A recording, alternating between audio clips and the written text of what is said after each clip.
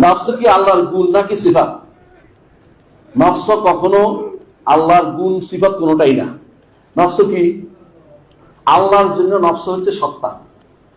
ইউহাদ্দিরুকুমুল্লাহু নাফসান I ইউহাদ্দিরুকুমুল্লাহু যাতা।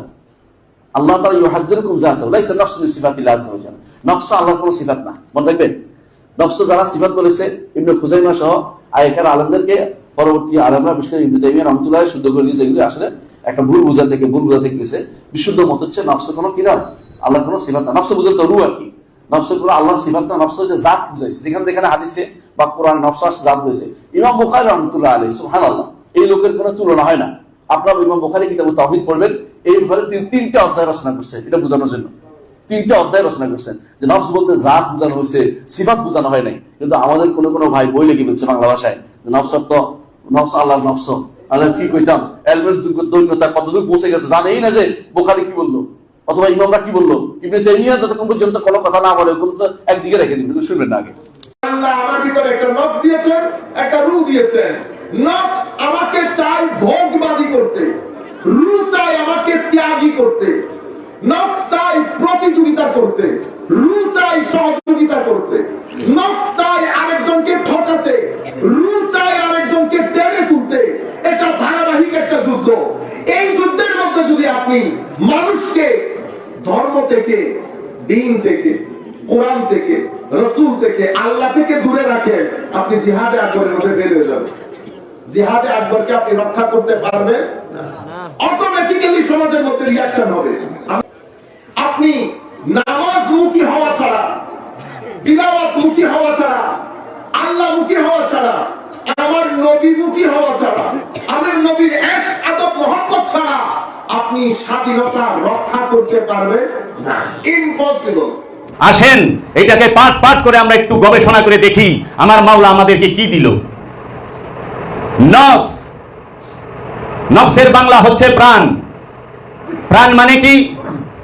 প্রাণ শব্দের অর্থ হচ্ছে অনুভূতীয় চিন্তার, মানবীয় অনুভূতীয় চিন্তার গতি প্রবাহকে বলা হয় প্রাণ। কাকে প্রাণ বলে? নফস বলে। আরবিতে নফস, বাংলায় প্রাণ। যেটা আমি কে? আমি হচ্ছি কি? অনুভূতীয় চিন্তার, মানবীয় অনুভূতীয় চিন্তার গতি প্রবাহকে বলা হয় নফস। আসেন, এটা ইনসানের নফসের কথা বলা হলো। যত জীবকুল আছে, যত প্রাণীকুল আছে, প্রত্যেকের নফস আছে, প্রত্যেকের নফস আছে। জীবের শুধু কি আছে? অনুভূতীয় চিন্তা, অনুভূতি আছে, সাথে হালকা সীমিত চিন্তা আছে। অনুভূতিটাই আছে, চিন্তাটা না বললেও চলে। কারণ অনেক প্রাণী আছে, যেরকম ডলফিন মাছ, এটা কিন্তু খুব বুদ্ধিমান, বিজ্ঞান বলে আর কি। তো এই অনুভূতি হচ্ছে প্রাণ কার? জীবকুলে।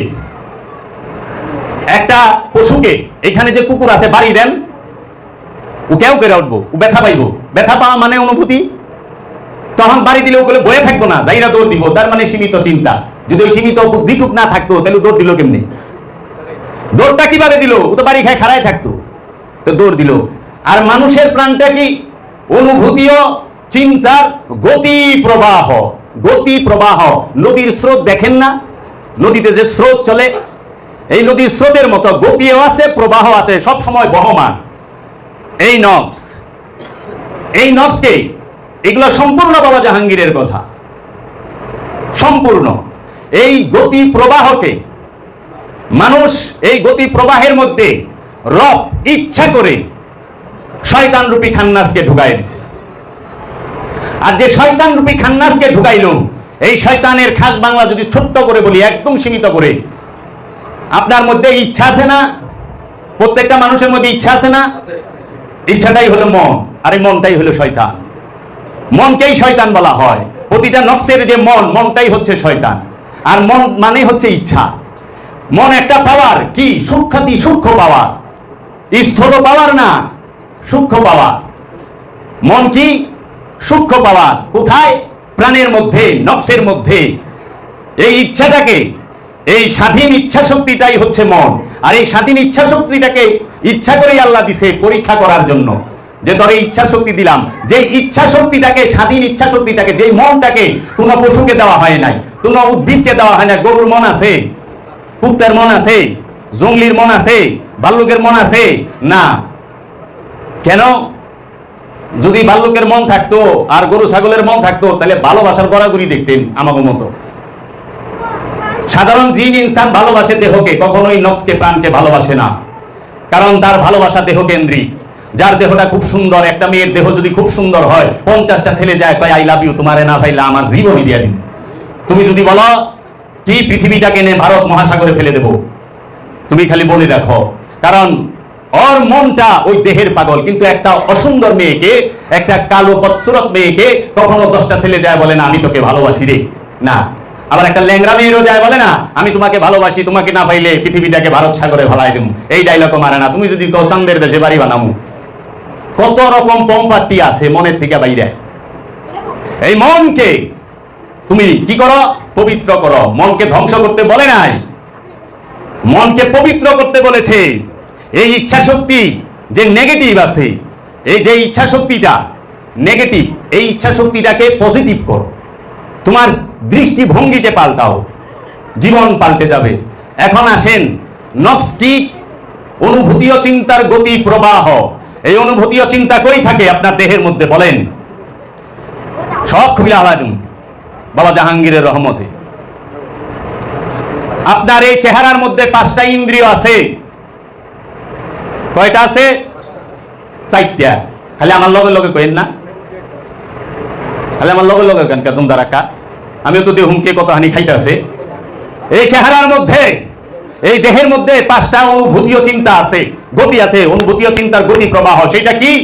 দৃষ্টি। এই চোখ দিয়া যে দৃষ্টি শক্তি, এই দৃষ্টিটা কিন্তু অনুভূতি ও গতি প্রবাহ। এইটা কখনোই কি দেখা যায় না? দেখা যায়। আপনি আমাকে দেখতেছেন কিনা আমি বলতে পারবো, আপনি বলতে পারবেন। আপনার চোখ দিয়ে আপনি ক্লিয়ার দেখেন কিনা এটা ডাক্তার বলতে পারবে, আপনি বলতে পারবেন। এই দৃষ্টি চোখ কই নাই পেলে, কারণ চোখ যদি দেখতো অন্ধকারে আপনি আপনার রুমের ভিতরে সব খুঁজা পাইতেন। অন্ধকারের মধ্যে আপনি আপনার রুমের, যে রুমে 20 বছর 30 বছর 40 বছর ধরে থাকেন, সেই রুমে আপনি আপনার চশমা খুঁজা পান না, আপনি আপনার ঘড়ি খুঁজা পান না, পানির জগ খুঁজা পান না, টেবিল খুঁজা পান না। কি এমনি এমনি অনুমানে অনুমানে। কেন? চোখ কখনোই নিজে একা দেখতে পারে না যেই পর্যন্ত তার সাথে আলোর সংস্পর্শ না হয়। কিন্তু দৃষ্টি শক্তি সব সময় দেখে। দৃষ্টি এটা প্রবাহমান গতি, প্রবাহমান গতি, যেটা ভাসমান